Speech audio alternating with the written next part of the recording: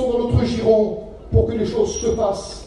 Que si nous on doit progresser, il faut qu'on fasse progresser en même temps avec nous tous ceux qui veulent progresser. Et même ceux qui veulent progresser et qui ne le voient pas, on est là pour voir ceux qui veulent avancer et ceux qui veulent se perdre. Et j'aimerais vous dire, pour ceux qui veulent se perdre, ne restez pas ce matin éloignés de la maison de Dieu, mais venez. Et là, j'ai été intéressé par une prophétie que j'ai écoutée dans un des chapiteaux. Et cette prophétie-là, ce soir-là, c'était Caleb qui prêchait. Et dans cette prophétie qui avait été annoncée, j'ai été interpellé. Ça m'a fait du bien. Cette prophétie disait, écoute mon peuple, où sont les volontaires? La prophétie disait, où sont les volontaires? Donc il ne veut pas que tu sois rabaissé. Mais s'il y a en toi, il y a du bon sens pour Dieu, et que tu sens qu'il y a quelque chose pour Dieu, tu es une femme, et puis tu veux avancer plus, tu veux faire quelque chose pour Dieu, tu es un homme, et tu veux faire plus, tu veux travailler, tu veux balayer, tu veux faire quelque chose. On a envie de faire quelque chose quand on est avec Dieu. Et puis des fois, c'est nous qui veulent le faire parce qu'on se met au service de Dieu. Et puis parfois, c'est Dieu qui le demande parce qu'il veut que tu sois à son service. Donc on ne peut pas discuter avec lui. On a perdu d'avance. Et quand il a décidé sur la vie de quelqu'un quelque chose, tu es obligé de capituler. Écoute mon peuple. Où sont les volontaires? Où sont ceux qui veulent avancer? Avancer en plein eau, dans ma présence. Pas tout seul. Tu avances, mais pas tout seul. Tu avances dans sa présence. En plein eau dans ma présence. Êtes-vous prêts? Écoutez bien, c'est pour ça que j'ai pris Ézéchiel 47. Êtes-vous prêts à perdre pied dans ma présence? Êtes-vous prêts à être envahis de ma présence? Alors, tenez-vous prêts. C'est une prophétie qui m'a bouleversé. Et je redis le mot, êtes-vous prêts à perdre pied? Alors, en prenant Ézéchiel 37, j'ai compris quelque chose. C'est que Ézéchiel, lui, il a rentré dans l'eau à un moment donné, et il a rentré les genoux, la taille, ici, et après, à un moment donné, il n'avait plus pied, et il était en train de nager. Nager dans la bénédiction. Il y a des retenues, il y a des peurs, il y a des craintes. L'œuvre de Dieu, c'est la mienne, mais c'est aussi la tienne. Et j'aimerais engager les foyers dans cette crainte qu'on peut avoir pour avancer. Et Ézéchiel, lui, par un moment donné, vous savez, quand il dit dans la prophétie, et surtout dans le texte d'Ézéchiel 47, il dit ceci, êtes-vous prêts à perdre pied? Ça veut dire quoi, perdre pied? Moi, je l'ai compris comme ça. Perdre pied, ça veut dire que tu peux être dans l'eau, vous m'écoutez toujours là? Tu peux être dans l'eau, tu peux avancer, mais tu as toujours pied. Tu peux faire ça avec chemin, mais tu as toujours pied. D'accord? Mais là, et après, il y en a que quand ils ont plus pied, ils ont peur, ils retournent en arrière. Ça, c'est ceux qui ne sont pas prêts à s'engager. Mais quand tu commences à nager, et que tu n'as plus de pied, que ton pied n'est plus connecté avec la terre, parce que quand le pied est connecté avec la terre, c'est mon travail, c'est ma maison, c'est les rideaux, pour les femmes c'est les rideaux, c'est mes habits, c'est mon parfum, c'est ma mode, c'est mes chaussures, c'est ma garde-robe, c'est nos parents, c'est un tel, c'est un tel. Es-tu prêt à perdre pied? Es-tu prêt à perdre pied? Le Seigneur veut que tu perdes pied. Amen. Mais quand tu es sur la terre encore, même si tu es dans l'eau, tu peux nager avec mon chrétien, avec mon chrétien, avec mon pasteur, mais il n'a pas perdu pied parce qu'il est encore attaché à la terre. Es-tu prêt à perdre pied?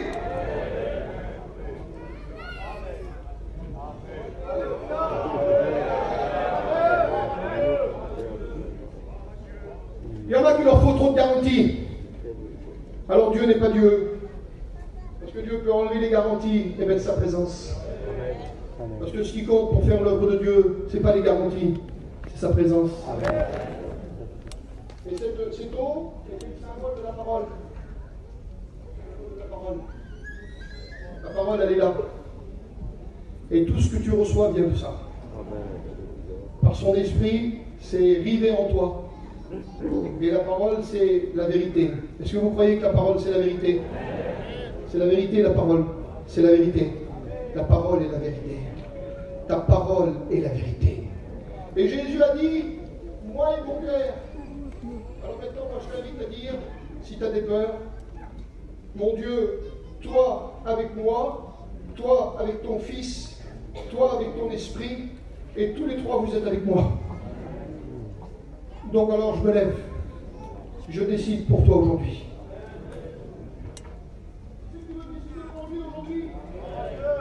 Il y aurait peut-être quelqu'un qui serait d'accord de décider pour lui. Il y a des gens qui se lèvent. Qui c'est qui veut décider pour lui aujourd'hui?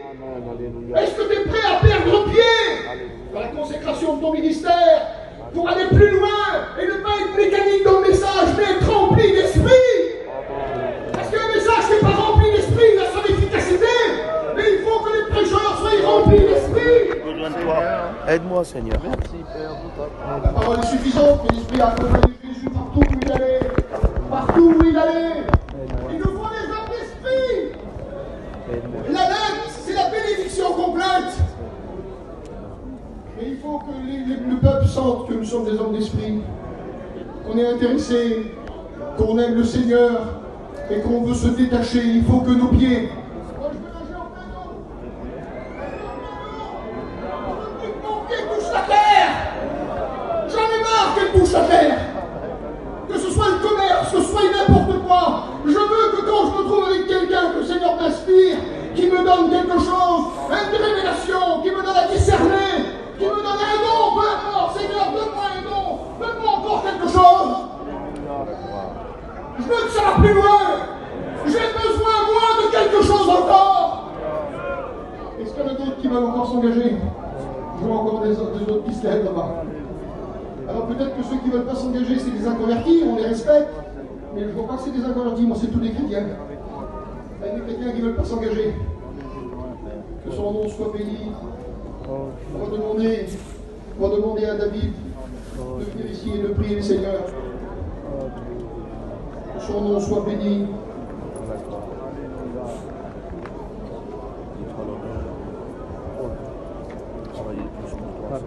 Je vais vous dire ceci, merci à Dieu pour le message de cette assemblée qu'il y a devant nous. Nous sommes nous en haut sur l'estrade. Je voudrais vous dire que nous sommes la continuité de cette promesse que Dieu a fait à Abraham. Et Dieu a dit à Abraham, ton nom sera grand sur toute la terre. L'apôtre Saint Paul reprend à l'épître aux Galates en disant ceci. Il n'est pas dit aux descendances, il a dit à ta descendance, c'est-à-dire Christ. Et l'Église est le résultat de cette promesse. Que Dieu soit béni. Nous sommes les bénéficiaires de cette promesse que Dieu a fait à Abraham. Que son nom soit béni. Nous te rendons grâce. Merci pour le message. Merci. Parce que je me lève avec mes frères, avec cette assemblée. Parce que nous voulons oublier, comme a dit Paul, toute chose en arrière, ne portant vers l'avant. Nous te rendons grâce. Bénis ton Église. Ta parole, elle est compréhensible. Parfois, on vous dise, il y a des choses difficiles, mais l'Esprit est l'agent révélateur de la pensée de Dieu.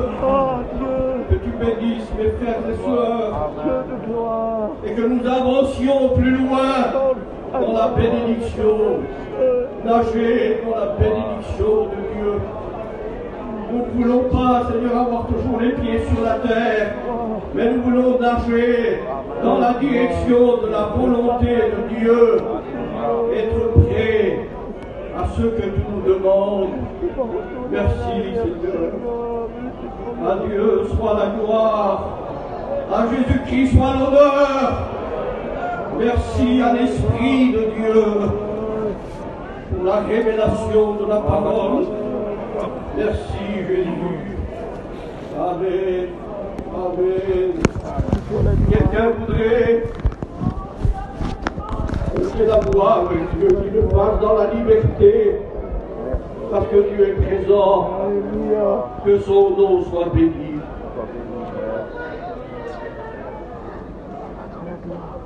Dieu, merveilleux pour ce message ce matin. Bien, j'ai écouté comme vous la parole de Dieu. Je me suis intéressé à ce qu'il a dit Samy. Ça a été un trésor merveilleux. Alors il a dit que dans